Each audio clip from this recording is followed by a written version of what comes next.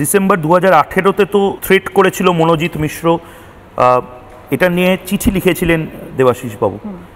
উনি ডিসেম্বরে কবে মারা গেছেন? 28 তারিখ। 28 তারিখ। 24 তারিখ ওনার অ্যাক্সিডেন্ট হয়, 28 তারিখ উনি মারা যান। কোথায় অ্যাক্সিডেন্ট, মানে এটা রোড অ্যাক্সিডেন্ট হয়েছিল, রোড অ্যাক্সিডেন্ট হয়েছিল বাইপাসে।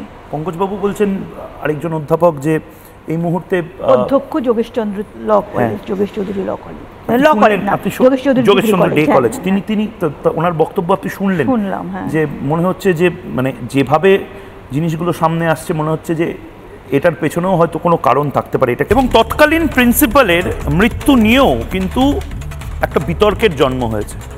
তার কারণ অপর এক অধ্যাপক পঙ্কজ রায়, তিনি নিজেও এই মুহূর্তে একটি কলেজের অধ্যাপক।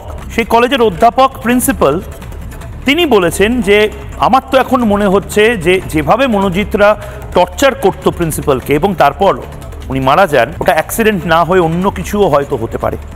বড় কথা, বাবু এর আগে প্রিন্সিপাল ছিলেন পূর্ণ সময়ের, তিনি কিন্তু দুর্ঘটনায় মারা গেছেন।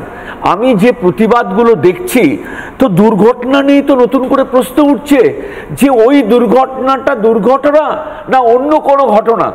এটা তো আজকে নতুন করে আমি এই স্টেটমেন্টের পর আমাকে বলতে হবে।